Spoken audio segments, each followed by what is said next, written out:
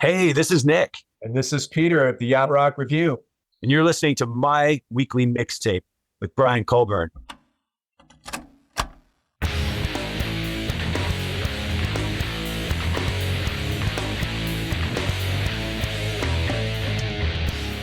Welcome to My Weekly Mixtape, a podcast that takes the classic mixtape approach to building a modern playlist. I'm your host, Brian Colburn.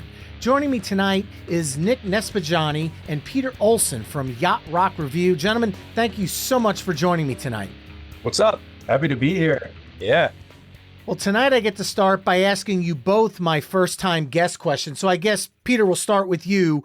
What does the word mixtape mean to you? Mixtape has such a feel associated with it for me. It was like a way to communicate with my friends growing up. Like you'd make a mixtape if you were excited about something. You make a mixtape for a girlfriend or a potential girlfriend. But it's just like a collection of songs that mean something personally to you. Nick, same question to you. I remember listening to mixtapes in Peter's basement in elementary school that he had made. Like mixtapes go way back for me, and same kind of thing. Definitely like in wooing various girlfriends, including my wife, the right mixtape at the right time was always crucial. So like having that knowledge of how to flow from song to song and really strike a mood, that's what a mixtape's about. And that's what we're going to attempt to do tonight, creating the ultimate yacht rock playlist. This is one that several of the mixtapers have been requesting for quite a while, and I don't think there could possibly be a better pair of experts on this subject. So for those who might not be familiar with the term yacht rock, Nick, could you give us maybe a Cliff Notes version of the spirit of what yacht rock is? Yacht rock is soft rock and AM gold made between 1976 and 1984, primarily by session musicians in Southern California. Your biggest yacht rock artists are going to include Michael McDonald, Kenny Loggins, Boz Scaggs, and Steely Dan. Nick, anything you'd like to add on the genre? No, I think that's the Cliff Notes right there. That's pretty much it. You can tell I've done this a few times. I know how to describe yacht rock as yacht rock is supposed to be described. Well, there you have it. Then, Nick, I'll throw this next question to you. With your ever-expanding playlist over the years, which covers the full spectrum of the genre, how did you go about honing in on the songs you wanted to bring to the discussion tonight?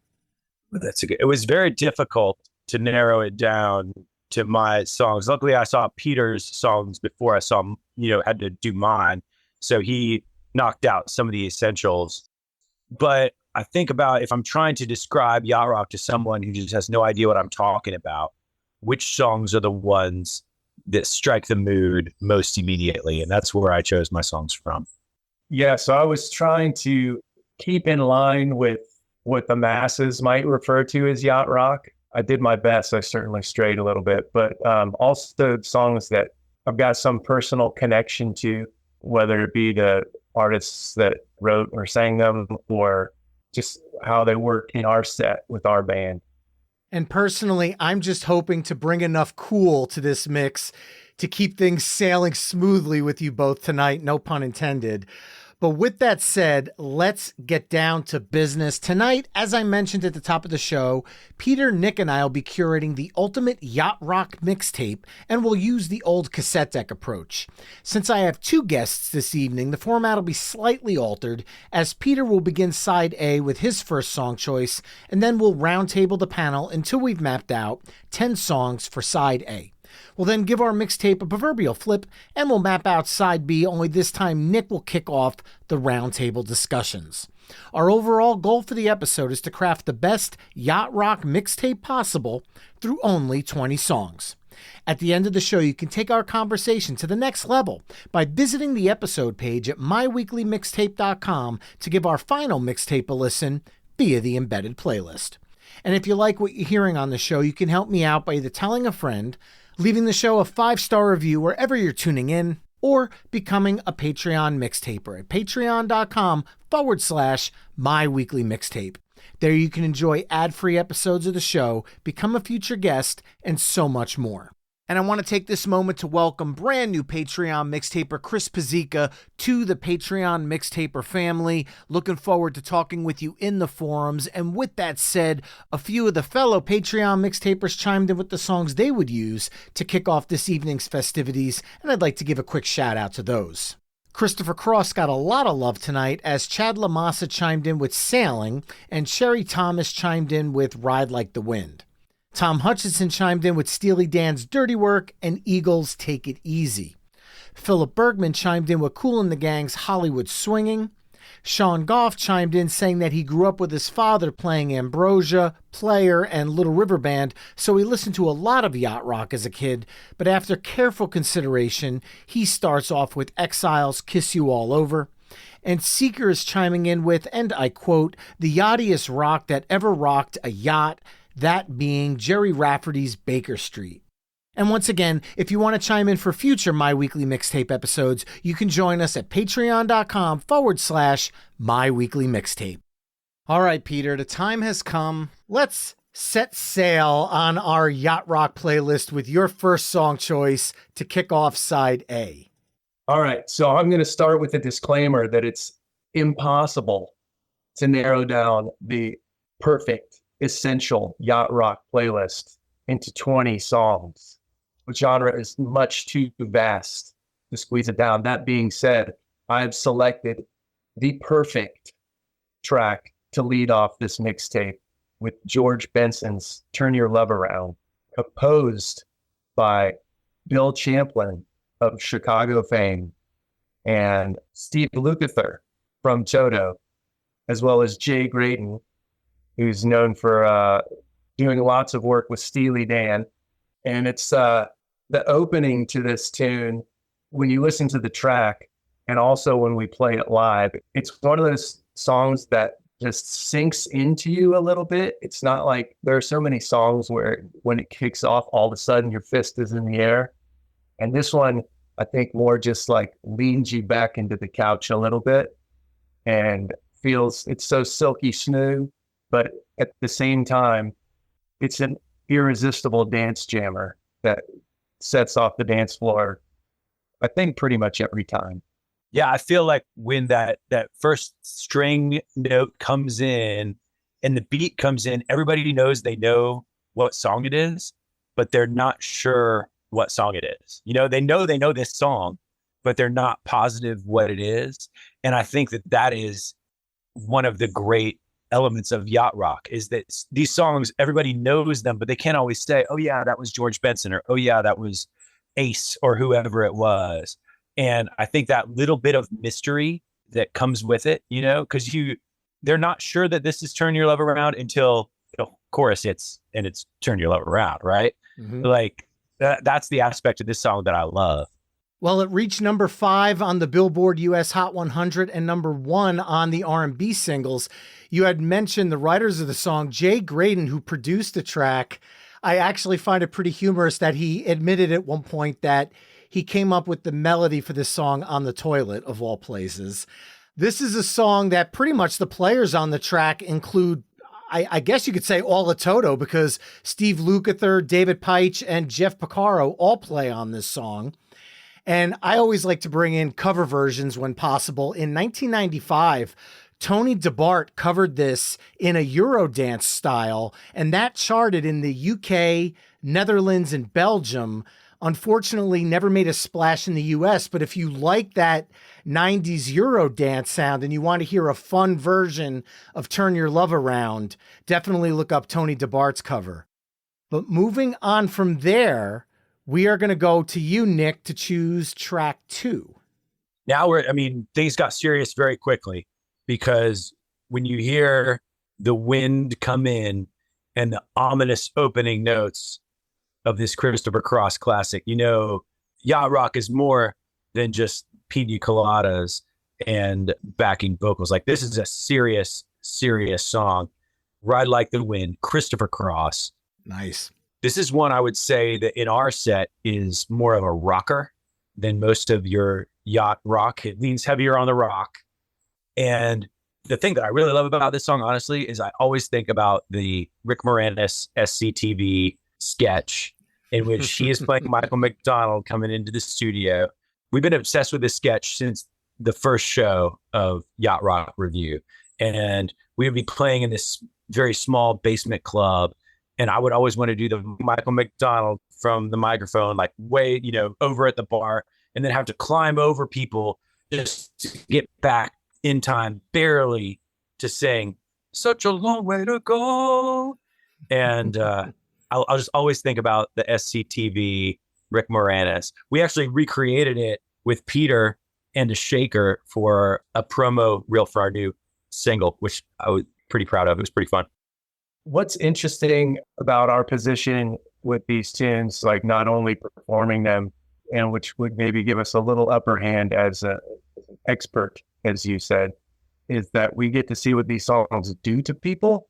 And there's some, you would never assume that Christopher Cross is just like Nick said, just a rock artist, right? We would never classify him as a rock artist.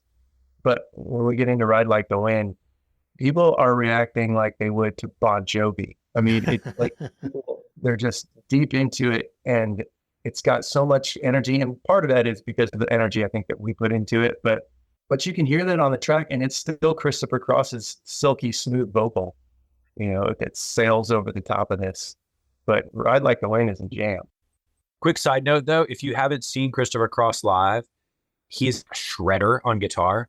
The dude can play super fast, knows all the scales. He's a total shredder, which listening to Sailing, you don't assume that Christopher Cross is a guitar shredder like Eddie Van Halen, but he totally is. He's amazing.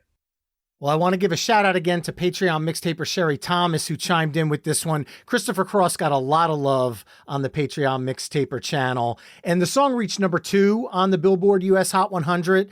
And obviously you talked about Michael McDonald's instantly recognizable backing vocals on the track. And I don't know what it is, but 90s dance really dove into yacht rock, because in 1991, East Side Beat released a dance cover of Ride Like the Wind that charted as high as number 4 in Belgium, Ireland, and Spain, and hit number 3 on the UK singles chart. So it's not moving the needle here in the US, but these yacht rock songs are seeing a second life a decade later in the European dance scene, which I think is just ridiculous. It's bizarre. We were busy with Technotronic in CNC Music Factory. Yes, that's true.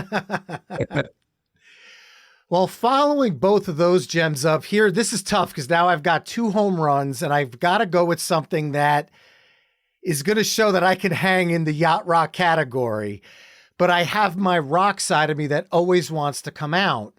And this was a song that, when I've listened to this group growing up with my parents, and I listened to the Deja Vu album, and I listened to songs like Long Time Gone, when first the words Crosby, Stills, Nash came up with yacht rock, I'm like, I don't know if that really counts as, But then when you put on Southern Cross, yes, this is Crosby, Stills, and Nash going the yacht rock route. The video on MTV screams everything about it. They're literally on the boat called the Southern Cross. And there you've got Crosby, Stills, and Nash all singing together. However, David Crosby did not reunite with the band prior to this song getting recorded. So he's not on the studio version of the track. Really? Yeah, he does not sing on the studio version, which I thought was ridiculously interesting, because if you listen to the harmonies, it feels like he's there, but he's not. Right. And then obviously Parrot Heads, and there's a whole Is Jimmy Buffett Yacht Rock. Regardless, they're familiar with Southern Cross as well, because on his Tuesdays, Thursdays, and Saturdays live album, Jimmy Buffett covered this song as well. Unfortunately, though, no Eurodance versions of Southern Cross. I'll tell you, people love it when we play this song. It's not one that I would have ever really categorized as yacht rock, honestly, like of my own power. But I was like, oh, people are going to love this song. Let's just do it. The sing-along factor is undeniable. Undeniable. And as a fan of like 60s Crosby, Stills, and Nash, it's easy for me to just get right in the lane with this one. Yeah, same thing. I feel like there's maybe a little hesitation when we get into this tune live, but the form of the tune is ABC, ABC, and the pre-chorus and the chorus sections of this song, they hit every time. And I think there's something about just, it's clearly less folky than the early Crosby, Stills, and Nash music, but it's like if you heard this in what you would call a yacht rock playlist at like the dentist's office or Home Depot or whatever, like it fits right in where these songs you can kind of jump in and out of when they're in the background, and they can grab you, and they have so many pieces to latch onto, but they're all also interesting, and like the structures are a little complex. So that, like Nick was saying, even with the familiarity to the music, there's a mystery about these songs on different levels that I think have kept them intriguing all this time.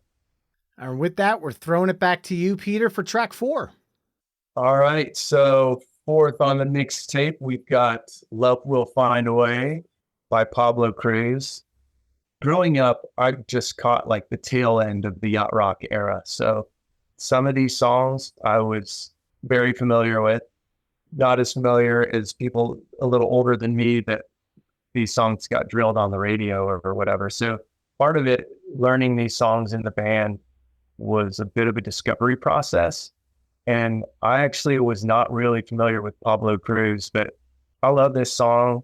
It's got kind of that rock groove at the beginning, but then when the verse kicks in, the milky Fender Rhodes or Whirly or whatever's on there is kind of sets it into gives it the yacht rock vibe. And it's a lot of fun to play this one. So I've just always liked it since we learned it. One thing this song has in common with a lot of other yacht rock songs is that it's incredibly difficult to sing. The male vocal just goes up into the stratosphere, and he's doing some acrobatics up there. I mean, so many of these yacht rock singers were just these singer, like they're these pure guys with pure voices who can just physically do anything. And I think the vocal take on this track is just incredible, and always a challenge for me to sing. Always a challenge. The track reached number 6 on the US Billboard Hot 100, as well as number 8 in Australia, number 5 in Canada. So worldwide hit here. I always like to give the PSA that Pablo Cruz, along with Marshall Tucker and Jethro Tull and Leonard Skinner, are band names. His name is not Pablo Cruz. That's the band name. I just want to put that out there. PSA for everyone. And for me, I love the tone that David Jenkins has on his guitar on this track. It's clean and it cuts through the song, but there's just enough reverb to keep it smooth in line with the other yacht rock songs of the time. Yeah, and going back to his vocal, it's like a Blue-Eyed Soul track, like he's an R&B style singing over a track that's really just kind of straight ahead blues almost. Mm-hmm. David Jenkins, bad man. Yeah. That he is. And Nick, with that, we're heading back to you now for track 5. So this song is one that I'm excited about because it's a new addition to our set list this year. It is the most requested song every time we've asked what yacht rock songs that we haven't played do you, our fans, want us to play? Like, what do you guys want to hear? This has always been number 1 on the list, and it's Sweet Freedom by Michael McDonald in his solo career from the Running Scared soundtrack starring Gregory Hines and Billy Crystal. I love it because it's got the MIDI keyboard loop. That thing, entire song, it goes the whole way, never stops. Even when the chords go off into jazz land, they just keep that ostinato rolling, and it shouldn't work, but it totally works. I love the energy of this song, and I'm really excited to play it live on our 2024 tour. I love the way that Michael McDonald, it's almost like he's telling a story in this tune. Like he's in no hurry. The style of the verse just comes real slow and like he's leading you somewhere. And while the music is really pretty intense with that MIDI loop going on, and then it just builds and builds. to the chorus, and the horns on this track are wicked, and it has so much energy for a yacht rock track. I just love the energy of the song. And there's just certain names and voices that are synonymous with yacht rock, like Nick was talking about at the top of the episode. And I think Michael McDonald, be it his solo work or what he did with the Doobie Brothers, is certainly one name that cannot be omitted from a yacht rock mix. This song reached number 7 on the Billboard US Hot 100 and also charted in the UK and Canada. And once again, Dance got a hold of a yacht rock staple because Danish electronic percussion duo Safri Duo covered the song with Michael McDonald in the 1990s, and it charted across Europe, going as high as number 2 in Spain. However, I'm a big fan of cover songs, and even rock bands get a hold of it because in 2001, Phantom Planet covered the song for the perfectly titled Not Another Teen Movie, which, if you love 80s music and you love cover songs, that whole soundtrack is amazing. Apparently, we need to do a new mixtape that's just 90s Euro dance covers of yacht rock songs. That's what I'm learning so far. Yeah, there are so many. It actually blew my mind when I saw how many yacht rock songs became dance staples at one point. Amazing. All right. With that, now we are back to me for track 6. And I'm going to stick with this movies theme. We just talked about Not Another Teen Movie and 80s movies and stuff like that. I'm going to go with one that's from a 1980s classic, and that would be Fast Times at Ridgemount High. And I'm not going with the song that everyone out there is probably thinking of immediately, which is Moving in Stereo by the Cars for different reasons. One, it's not yacht rock, and two, but we're going to go with the hit track from that. The lead single, which reached number 7 on the US Billboard Hot 100, Somebody's Baby by Jackson Browne. The song also charted in Australia and Canada as well. Again, this is an artist very much like Crosby, Stills, and Nash that you don't normally align with yacht rock. But for some reason, he just hit the nail on the head with Somebody's Baby, and it flows perfectly into the yacht rock sound. But if you listen to Jackson Browne's earlier music, sure, I'm sure you could pull some songs from it and include them in the set. I just don't know if it would hit the same way that Somebody's Baby would.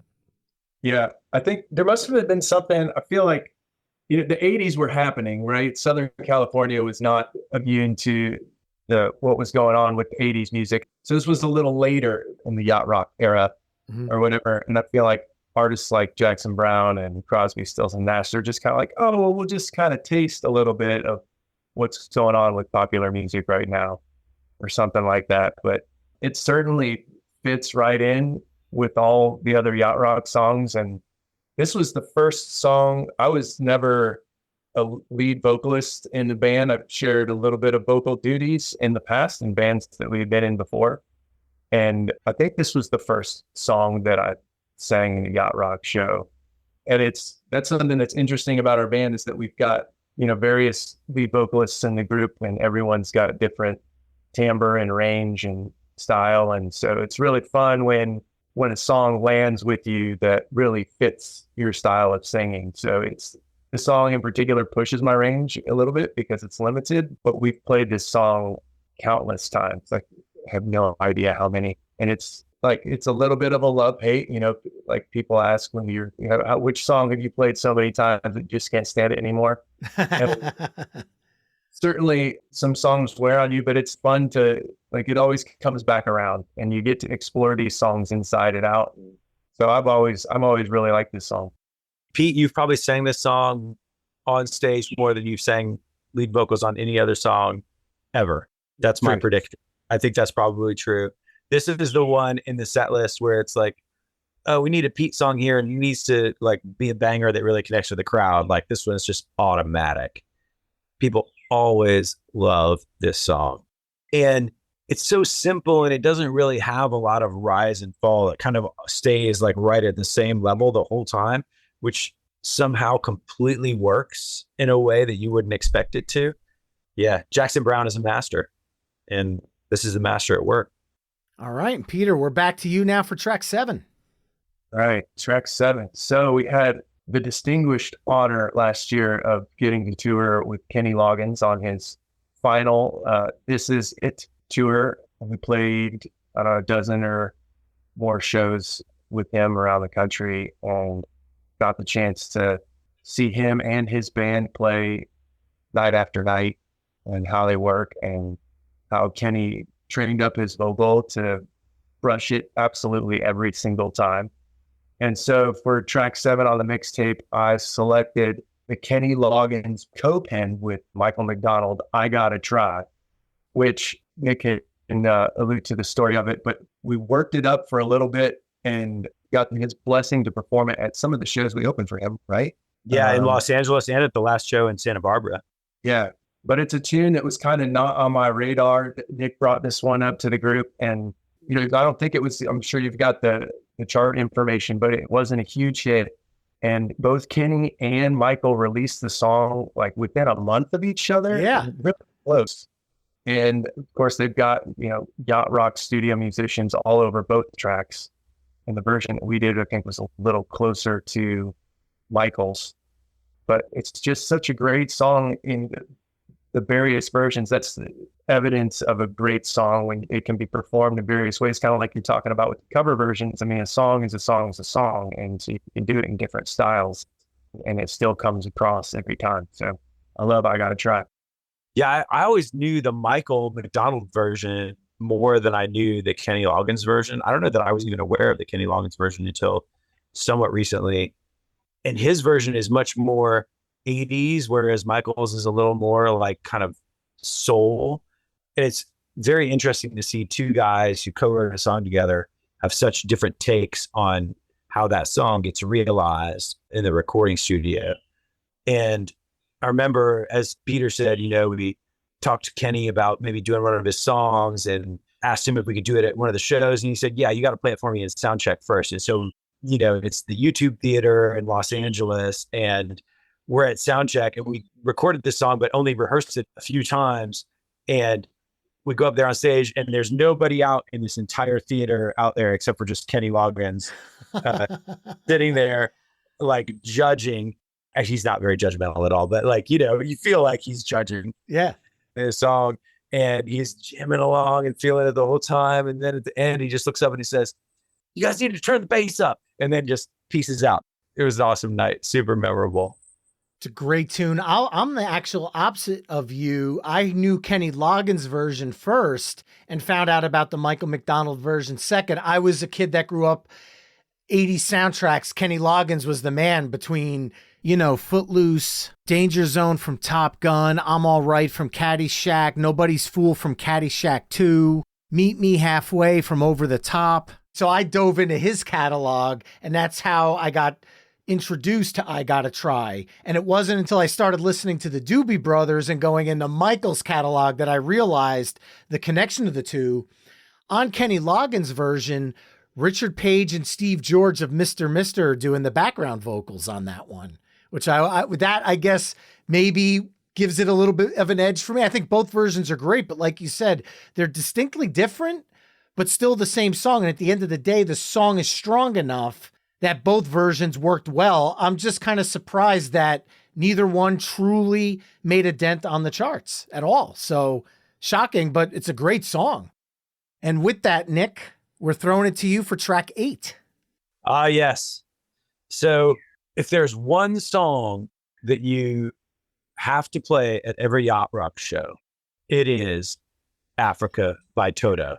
It's less so this way now that our repertoire is expanded and our crowds are bigger and we aren't so much at the mercy of the crowd. But when we were playing small theaters, people need to hear the chorus of Africa. And there have been, so many, I feel like there's even been a TED talk on like the greatness of this song. Like you can't get into hyperbole and overstate the greatness of the song because it speaks for itself. It's like 1 billion streams. This is the song that really crossed over from yacht rock into pop in a way. Like this was a Michael Jackson level pop song that was also one of the smoothest songs ever written. Peter talked earlier about which songs annoy you, blah, blah, blah. This song honestly has never really annoyed me that much because even though we have to play it every night, it's just a great song. Yeah, I don't know what else to say about Africa except that it's just a little piece of perfection. It really is. And what kind of random lyrics and song, like what is this song really saying? I don't know, but the production, the magic happened on this one for sure. It's a beautiful tune, and it hits every time we play it. It connects every single time. And I feel like it does the same thing just in life when this song comes on. Everybody, latches on to a little, like if you walk into a restaurant or a store where Africa's playing, you get into it. Oh, by all means. My group, Colbert and Company's been playing this song for well over a decade. And once that opening riff hits, people could be doing anything. And it's almost like they stop and turn around and they're now invested. And it's not one of the easiest songs to hit if you're going for the high notes without hitting some falsettos, especially at the end of the night, which is usually when most people want to hear it. For the guy that has to hit the high notes, sometimes I'd prefer it to be earlier in the night, but the rest of the band's going, no, let's shelve that for later. And I'm like, yeah, great, when it's the hardest time to sing.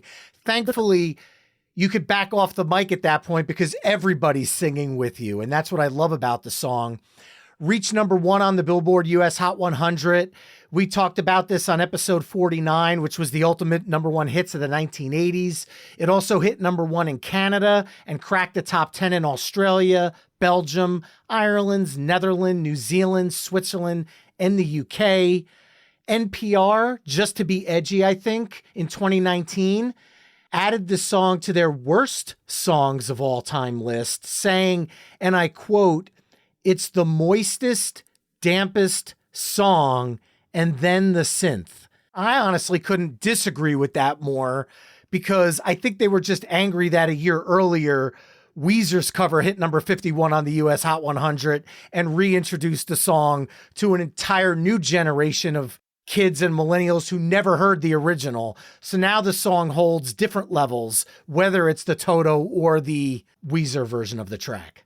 Bobby Kimball is an acrobat on that tune. There's improv vocals at the end of this song that everyone loves to sing along to. Like they're just incredible. The way he tells it, the way they would choose the keys of songs is they would find out how high Bobby could go, and then that's where they would set it.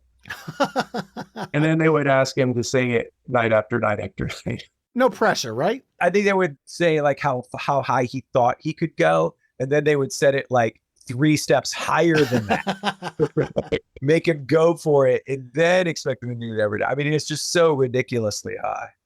And what a monster track to have to follow up. So you've got this crowd pleaser, this anthem that I've got to follow up with next. And I think I know a way to do it that's going to bring in younger people as well as the older original Yacht Rock crowd. This was actually the first song by a Native American band to reach the top 5 on the Billboard US Hot 100. And the song reached number 5 from 1973's Wovoka. I'm going to go with Redbones, Come and Get Your Love. If the name of that song sounds slightly familiar to you and you're younger, Guardians of the Galaxy Volume 1 and Volume 3 and Avengers Endgame, Peter Quill or Star-Lord, Awesome Mix Volume 1. Come on, you know the song. And with it now becoming a trend, 1995 German Euro dance group Real McCoy covered the song for their US debut album Another Night, and that version cracked the top 20 on the Billboard US Hot 100, reaching number 19, and also cracked the top 10 in Canada, Europe, Finland, the Netherlands, New Zealand, and Zimbabwe. So outside of the US, there's a good chance that people don't even realize Real McCoy's song is actually a cover. That's great. Redbone, what a classic jam. This song just feels so good. I love the groove of this tune. And it's different than a lot of the other yacht rock music that was made by the session musicians in Southern California because they were also technically trained, or they could tread on whatever instrument it is that they play. But there was similarly to the way that there was magic when Africa was recorded. This has the same thing, but it's more of like the stars align for the feeling of the tune. I don't know what it is about this song, especially since like a lot of it is a little indistinguishable. I mean, we just started doing this one recently. We're going to be playing it later this year, and I had no idea what the lyrics were. I basically had to read them to understand what was going on. But great tune. Love this song. Yeah, it's very early, almost like pre-yacht rock. We called it Plymouth rock, like the yacht rock before the yacht. But it's also like I think, and this is what you were alluding to, Peter, like it's got some like garagey elements to it. Like these aren't the super shredder Toto guys backing up Boz Scaggs on Silk Degrees. Like this is a completely different feeling.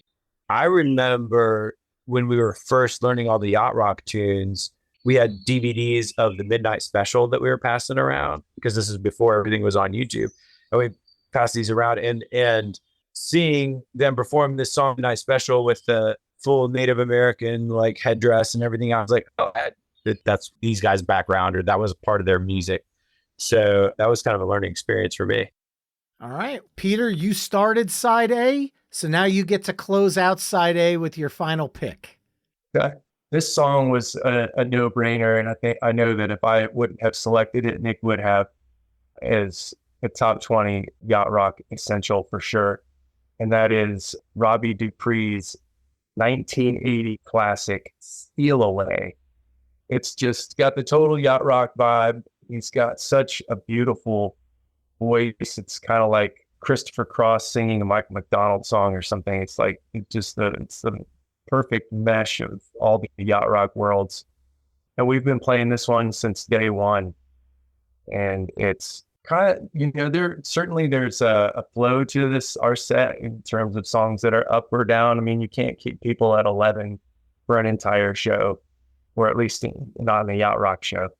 And you would think that this one is kind of one of the mellower moments, but it's a song that people groove just as hard to and love to sing along to. And we've had the pleasure of playing with Robbie and knowing him for quite a long time now. And one of my favorite stories about this incredibly lucky career path that we've been on is that we were playing, you mentioned Weezer. This was pre-Africa Weezer. We played aboard the Weezer cruise. Nice. Musical festival. And so we're on there, and I can't remember if it was the bass player or the drummer of Weezer had brought along a friend who stopped Nick and I in the aisle of the theater and said, "Hey, you guys are great. You're amazing. I caught your set. Really love what you're doing." And we're staring at this guy like we kind of know who he is, so we can't place him. And we're like, "Oh, what are you doing here?" And he says, "Oh, I'm friends with one of the guys in Weezer. I just came along." And it turns out that it's Brian Ray, who at the time was touring with Paul McCartney. Wow. And also just happened to be the recording guitar player on Robbie Dupree's Steal Away. So after that cruise, he called up Robbie and said, "Hey, reach out to this band Yacht Rock. They're doing something really cool." And we got a call from him, and we've been friends ever since, and had the pleasure of playing with Brian as well. And so this song is really meaningful, I think, to everyone in the band. So always love this song. In terms of yacht rock songs that have a special place in my heart, this probably ranks number one. It was the one yacht rock song that my wife insisted be played at our wedding. It's always been special for us. And then it's just really inspiring to be around an old timer and get to know them in an intimate way and understand everything that they've been through. Most people just think of Robbie Dupree as the Steal Away guy, like the one-hit wonder guy, but he's so much more than that. There are so many more layers, and getting to experience that on a personal level with him has been really a highlight of our career, as Peter said. Well, the song reached number 6 on the US Billboard Hot 100 and also charted in Australia and Canada. And as far as cover versions go, well, actually, before I get into that, let me play this. Come on and hold me, just like you told me. Then show me what I want to know. Why don't steal away? Why don't we steal away into the night? I know it ain't right. Don't tease me. What you're hearing now is a clip of Yacht Rock Revue's cover of Steal Away, which is from their upcoming Escape Artist album, which we'll be talking about more in just a few minutes. But this cover's fantastic. I love the stripped down ukulele approach, as well as Courtney Jackson bringing a powerful female vocal rendition to the track. Nick, can you talk about this arrangement and what you were looking to achieve in the band's version of the song? Yeah, I mean, as I said, it's like the most special yacht rock song to me. And this Escape Artist album is one that's a lot of songs by guys in the band who aren't trying to be one thing or the other, just trying to be like who they really are, you know, in these songs. And I felt like if we're going to do a cover, it needed to have that same spirit. And I don't know where it came from. Maybe it was in a dream almost. I just had this idea, like, what if we did Steal Away, but instead of doing our usual version, which is very much exactly to Robbie's original, like, what's the most opposite thing we could do? And I thought, well, if it was just a ukulele and I started singing it myself, and but what if Courtney sang it? Such a pure, sweet voice. I just thought it would be a completely different take. And I wanted to honor Robbie. Instead of imitating him, I wanted to bring something different to the song. And that's where we tried to go with this one. And that it certainly did. And that, Mixtapers, concludes side A of the ultimate yacht rock mixtape, which consists of George Benson's Turn Your Love Around, Christopher Cross's Ride Like the Wind, Crosby, Stills and Nash's Southern Cross, Pablo Cruz's Love Will Find a Way, Michael McDonald's Sweet Freedom, Jackson Brown's Somebody's Baby, Kenny Loggins' I Gotta Try, Toto's Africa, Redbone's Come and Get Your Love, and Robbie Dupree's Steal Away. Head over to myweeklymixtape.com to hear all the songs we've discussed in this mix through the playlist embedded on the episode page. Now, just a minute ago, I mentioned the band's upcoming album, Escape Artist, which you're releasing in two parts. Sides 1 and 2 drop on October 4th, and sides 3 and 4 drop on November 25th. And I have to say, as a show called My Weekly Mixtape, I love the fact that you're releasing it in sides. But besides that point, what was the thought behind the staggered release schedule for the album? I mean, honestly, it's so ridiculous to release anything but a single in 2024, right? Like, it's all about singles, and singles are what go on mixtapes, right? Like, I mean, it makes sense. Like, but we went into studio and had so much material that we ended up recording a double album.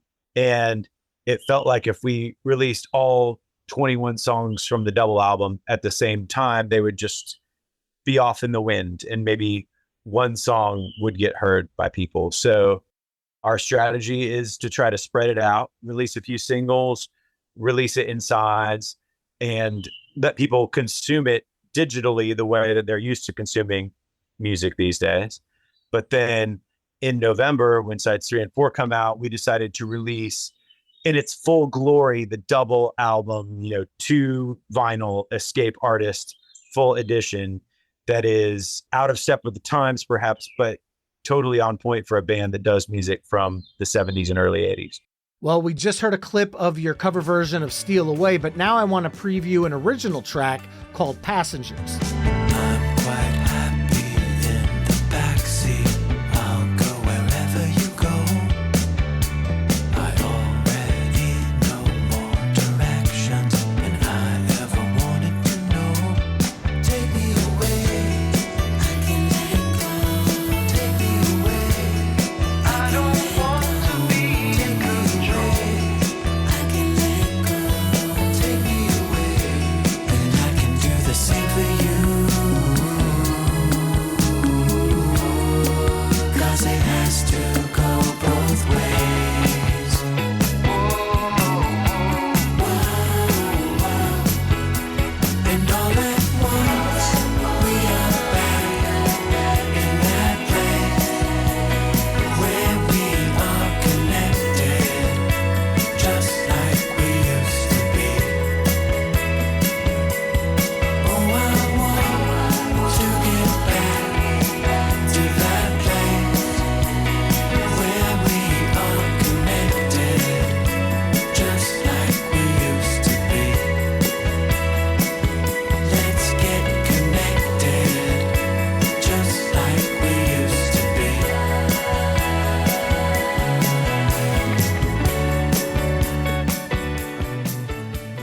Now, when you guys are on the road all year long, playing songs from across the yacht rock scene, how does that color or factor into the direction of the band's original material? That's been kind of the challenge that the nut we've been trying to crack, really, right? Like, you want to make music that's authentic to you and to your experience as an artist. And our experience is playing a lot of yacht rock songs on the road, right? So of course that's going to be a big part of it. But I feel like if you try to just hew so closely to that, it becomes almost pastiche or like satire. And that's not what we're trying to do, you know? So I would like to think that on this new album, we kind of struck the middle lane between all this yacht rock influence, our own experience, and finding a way to do it that feels authentic to both yacht rock and to ourselves. And the next track from the album I want to share is a song called Lost in the Meantime. I remember the valley after promising in the twilight. The summit fades, a supposed highlight, eclipsed by you. Pick any random day, forgot what I had to say. Everything slips away, and I get lost in the meantime. You find me out, I get lost in the meantime. You find me out, and I never mind getting lost in the meantime. In between the flowers and countdowns, it doesn't always have to be profound. Now, Peter, you guys are going to be on tour this summer, opening up for Train and REO Speedwagon. And like you mentioned, you've already done tours with Kenny Loggins and other bands as well. You've made a name for yourself performing covers, but you have this original catalog of songs. How do you approach a tour of this magnitude in terms of cover songs to original songs ratios? Well, we're only going to have we're going to have a smaller snippet of time to deliver our show than we're used to compared to playing the headline shows. So there's certainly a craft to making a set list, which is similar to a mixtape, right? You want it to start a certain way, you want it to end a certain way, and you've got to deliver in the middle. And we need to keep these, not only we're trying to keep the crowd's attention, but we're going to be in front of a lot of fresh faces, a lot of new eyes and ears. And so I think we'll we'll play to our strengths, just like any band would. And I think that whatever it is about our cover band that has kind of garnered an image somewhat of original band, even without the original music, is the personalities and the styles of each individual that we interject into the tunes. So I think we'll stick to our guns and we'll do that. And we're going to try and preview as many tunes from the record as we can along the way in small doses, and hopefully it goes down smooth. All right. Well, now we are flipping our proverbial mixtape over to side B, and Nick, you get to kick things off with track 1. Track 1 on side 2. I love the slow burn intro to this by Daryl Hall and John Oates. This track, I think the inspiration of this track came from John on New Year's Eve. He was trying to go on a date with this girl on New Year's Eve. She stood him up, and he was sitting there by himself, realizing that she was not going to come through on the date. And he's like, well, she's gone. And he's like, it's basically the best thing that ever happened to me.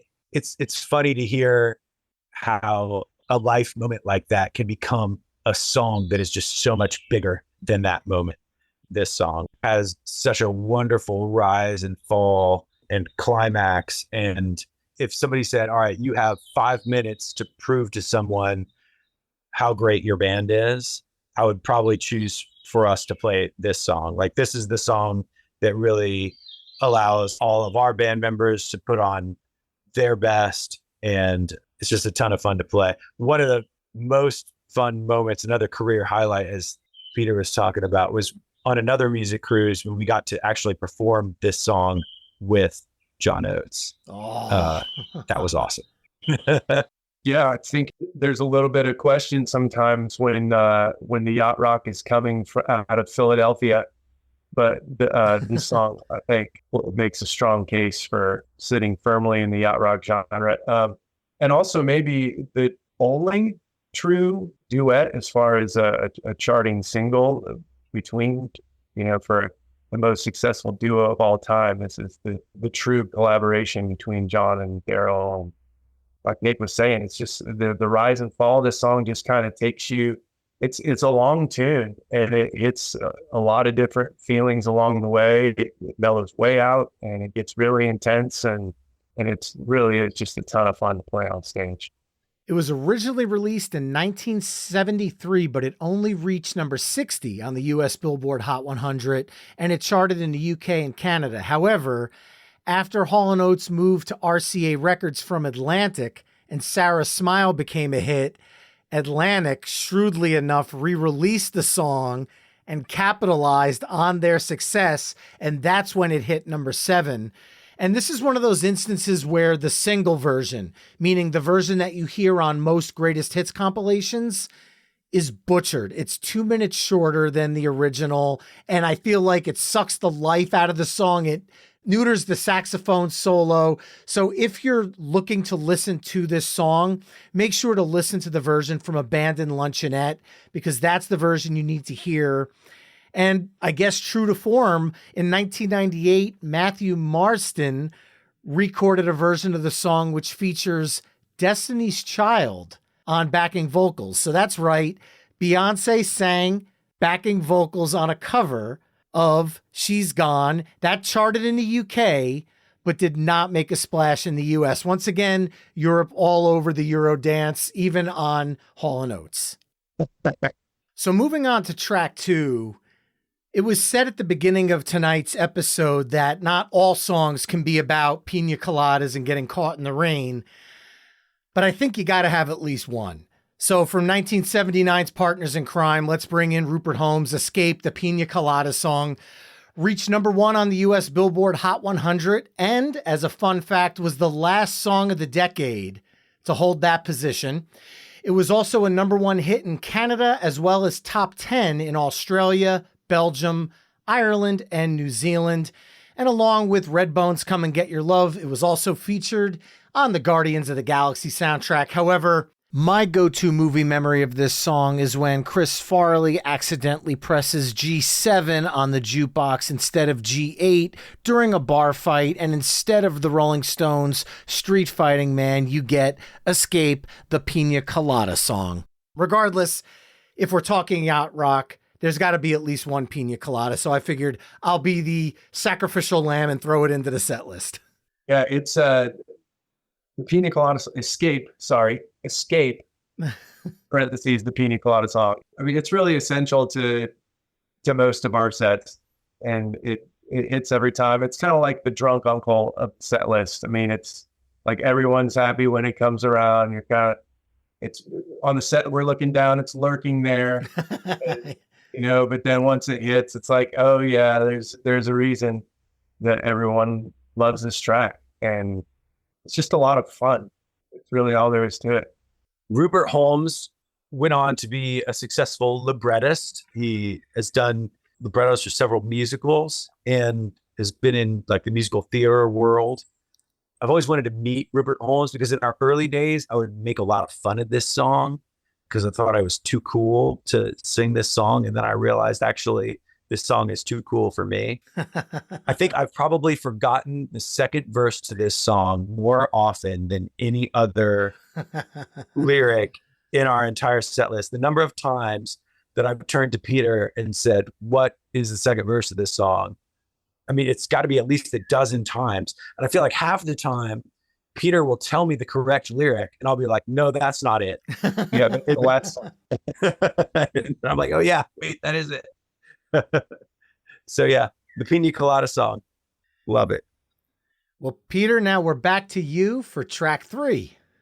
All right. So getting back to tracks that I got to uncover as we were adding songs to the set in this band. Sanford Townsend Band's Smoke from a Distant Fire was not a tune that was on my radar. I'm sure that I had heard it, but it wasn't a song that really registered with me before. But similarly to the way that Nick was talking about She's Gone, this is another song that I think plays to the strengths of our band or demonstrates what we do well. And the play between the sax and the guitar is a lot of fun and works so well for our band. And the vocals on this one, it's just another like blue-eyed soul ripper that it's unbelievable vocal take. But another couple of guys that we had the pleasure of playing with. So yeah, it's just a great song. Yep. When they came to play with us in Atlanta, I don't think I realized before that Sanford had co-written I Keep Forgetting with Mike McDonald. And it was actually his story. He had gotten broken up with by a girl, went over to Michael McDonald's house and was just like, man, I just keep forgetting she's not here anymore. And that was the song, right? And you would never connect the keyboard player from Smoke with a Distant Fire to I Keep Forgetting. But that's the beauty of Yacht Rock. Like all of these, interconnections between writers and players and singers coming together to make this music. From their 1977 self-titled album, reached number 9 on the Billboard US Hot 100 and also charted in Australia, but sadly, it was their only chart success, making them pop up on the list of 70s one-hit wonders. But musically, I think beyond this song, there's a lot more in their catalog that if you're into Smoke from a Distant Fire, you will enjoy. Yeah. All right. With that, Nick, we're back to you for track 4. If you're creating an infomercial for Yacht Rock, you're going to have an announcer come on and introduce the genre.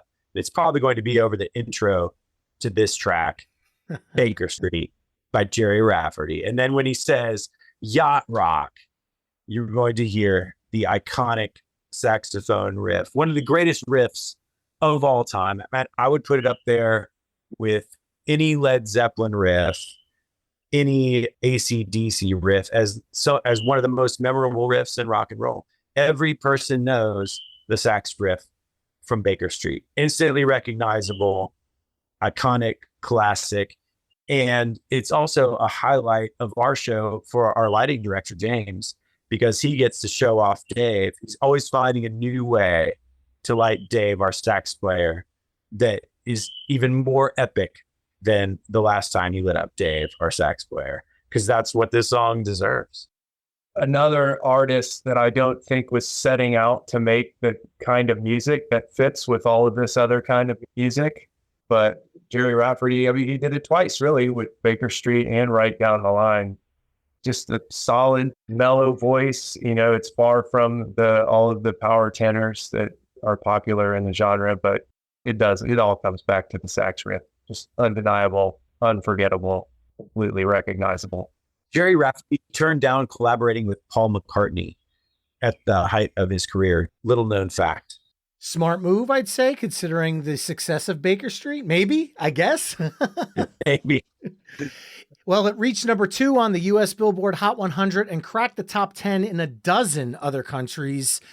Hugh Burns, who recorded that iconic sax solo, is the same saxophone player in Wham's Careless Whisper. So 2 iconic sax moments from Hugh Burns. And Slash has cited that his influence in the guitar solo in Sweet Child O' Mine comes from the solo in Baker Street. Once again, a Yacht Rock song gets a 90s dance version as Undercover scored a hit in 1992, which cracked the top 10 in 13 countries, but not the US. So US really does not like dance versions of Yacht Rock, but the rest of the world seems to love it. However, you could also get a country fix on this song as Waylon Jennings covered the track on his 1987 album Hangin' Tough. And that's Waylon Jennings Hangin' Tough, not New Kids on the Block. And if you're a Foo Fighters fan, they did a cover of Baker Street for the My Hero single, which you can now find streaming on the Color and the Shape reissued version. Once again, shout out to Patreon Mixtaper Seeker, who chimed in with this one as well. And I think for the next track that I get to follow up with, I'm going to lean into that saxophone in Baker Street. And I'm going to keep things saxy and, I don't know, make it even saxier on two different levels. And I'm going to go off of 1984's Diamond Life. And I'm going to go with Sade's Smooth Operator, which reached number 5 on the US Billboard Hot 100, as well as in Canada. And it also cracked the top 10 in Europe, France, and South Africa. I just feel like yacht rock is by nature a lot of male vocalists, but there's certain female vocals that have kind of been put into the genre. And this song to me is so silky. I mean, the name it's smooth. They named it correctly. It's a very smooth song. The saxophone is gorgeous, and I think coming out of Baker Street, it's a kind of a fun transition. Yeah, I think smooth is the exact like underlying thread that makes this song work with the rest of the yacht rock songs. But if you took this playlist and got in a time machine and went back to 1984 and showed this to somebody and said, "Hey, in the future, this is a genre," I think that this would be the biggest outlier. Like nobody in 1984 was thinking, "Oh, that would be really interesting to see what somebody thought about this." Like, "Oh, this is all going to be a genre in the future." I don't how these songs from 8 years ago have anything to do with all this new music we're making today. But from the first yacht rock mixtape that was ever made, whenever all of this started, in the 2000 teens or whatever, Smooth Operator's been a part of every playlist. I think there's just something about it that fits right in, and it's a song that feels so good, and it feels so good when we play it, and Courtney just crushes it every time, and of course Dave and the sultry sax, he wears it well. And I feel like Smooth Operator makes all those yacht rock mixes because of the vibe of the song, because I consider this an R&B track first and foremost, but the vibe and nature and feel of the instruments does slide, dare I say smoothly, right into the other songs that we've been discussing tonight. Yeah, this song is just pure atmosphere to me. Like it strikes a vibe from the very first moment. Great reverb on this track, wonderful playing, a nice opportunity for a bass solo, and one that we just started playing it last year. And it's surprising to me that we made it as far as we did in yacht rock without ever playing Smooth Operator until last year. And it's not going anywhere anytime soon. It's permanently a part of the set list. All right. Well, now, Peter, we're throwing it back to you for track 6.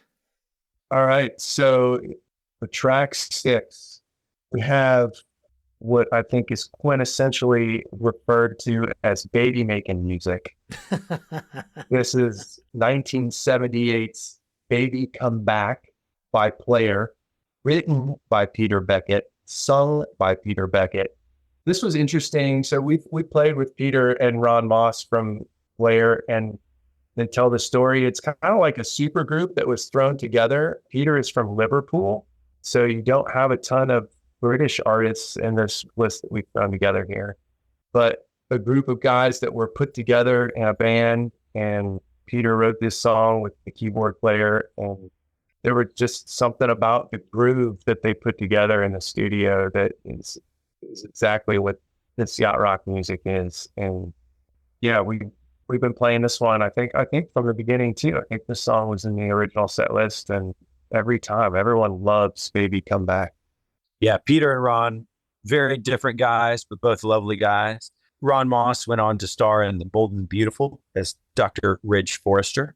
So he had like a giant soap opera career after being the bass player in Player. And to me, this track, the thing that always stands out when I listen to it still is the reverb. Like the way they used reverb on this song to create distance and create atmosphere. Like I've tried to imitate it and can't figure out quite how they did it. Like it's really kind of a magical 4 minutes of music, and it's a Swiffer commercial. And sticking with the pop culture, Transformers fans remember Bumblebee using it in the Transformers movie to communicate. Reached number 1 on the US Billboard Hot 100 as well as Canada, and was a top 10 hit in New Zealand and South Africa. And while not a cover, Vanessa Hudgens sampled the song in her 2008 pop hit, Come Back to Me. So the song again lives in dance music once again. Will you please make a playlist and send it to us of just the 90s dance versions of these Sure. songs? I need to have this. I will do that and Glad. embed it on the episode page at myweeklymixtape.com so everybody who's listening can hear these as well. And Yes. with that, Nick, I'm going to throw it back to you for track 7. Track 7.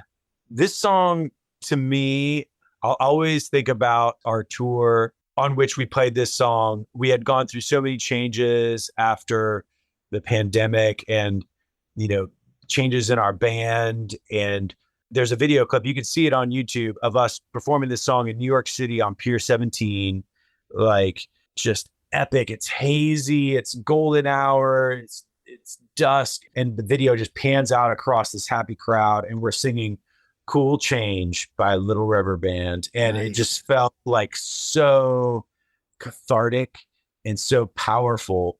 You hit the chorus and it's got these giant backing vocals. I'll always think of that moment in our band. It was like, we made it. Here we are. We did it. And that's how this song makes me feel. And I think that sense of relief and catharsis is really powerful in this track. The Little River Band is kind of like you were saying earlier, how you were a lot more familiar with Kenny Loggins' catalog growing up, and then eventually you got into the Doobie Brothers and you start digging into Michael McDonald. The same thing kind of happened with me with Little River Band. It's that they had such a long career of hit making and also personnel changes. The lineup changed over the course of those years, and they still managed to put out this music that you would call yacht rock over the entire course of that time. And there's just so many good songs by the Little River Band. And so if for your listeners, if anyone's looking for, if you're not familiar with Little River Band, you're looking for a rabbit hole to go down, I think there's a lot of rewards down the Little River Band path. I couldn't agree more. While Cool Change is from 1979's first Under the Wire, my personal favorite song from the Little River Band, I'm not 100% sure would get classified under yacht rock because there's a little bit more electric guitar going on, and that would be the Night Owls. Is that one that you guys have ever done? Yes. So Peter Beckett from Player spent 10 years as a member of the Little River Band. Okay. So in a handful of the shows that we've done with Peter, we've done Night Owls with him. Awesome. Yeah. The harmonies in that song just blow my mind. That was one that my father had the 45 to. And then when I first heard the full album version, I'm like, oh my God, this song is longer, even more awesomeness. Like, cause that was always my go-to Little River Band. But then you've got Reminiscing and Cool Change. In fact, with Cool Change, Triple M in Australia, they had the Ozziest 100, which was the most Australian songs of all time. And Cool Change ranks number 89. So a little fun fact there about that one. And coming out of the Little River Band, this is my last song pick of the evening for track 8. And I'm going to go with just a big yacht rock staple. The album has already been mentioned in our discussion tonight. So I'm going to go Captain Obvious here from 1976's Silk Degrees. Let's get some Boz Scaggs Low Down in the mix. Reached number 3 on the US Billboard Hot 100 and number 2 in Canada. Co-written by Toto's David Peich with bassist David Hungate and drummer Jeff Porcaro of Toto also playing on the track. I feel like Toto basically in some way, shape, or form have their finger on every yacht rock song ever, but apparently there was a scene of Saturday Night Fever that was recorded with this song in the movie, but Boz Scaggs refused to let them use it. So they went with a more generic track that was overdubbed instead. And I kind of think that's a shame because when you think about some of the songs on Saturday Night Fever, Low Down would work so well. It really would. We do several songs from Saturday Night Fever in our set, so I can tell you that they work perfectly with Low Down. The Silk Degrees album is incredible. Boz Scaggs as a singer and player, totally incredible. Unfortunately, he's one that isn't crazy about the term yacht rock. He doesn't like being associated with that term or with the other music that is associated with that term, I suppose. And maybe there is a hint of that in his refusal to be on the Saturday Night Fever soundtrack. Yeah, so this Lowdown's been in our set from the early days. And for anyone that's familiar with our show, we're constantly stepping through the whole thing. It's just, it's a dance that everyone can get into. It's a step left and a step right. And Lowdown is like the perfect example of a side stepper. It's just got that Porcaro groove and, with Toad all over this thing. It's undeniable yacht rock. And the flute it's such a pleasing tune, and the female vocals, like it's a lot of fun to play. And Boss Skaggs he's incredible. Well, Peter, we are back to you now for your last pick of the evening in track 9. All right, so I think we've made it this entire time. Track 9 on side B of the mixtape, and we've yet to include any Steely Dan. And so, position, I've got My Old School, which you probably isn't the first yachty track from Steely Dan that you think of, but this is the first tune I feel like that hit me with our band, is that in a song that truly plays to our strengths. And it's just one when we started playing it just fit really well. It's just like putting on the perfect outfit. And I love this track. It's upbeat.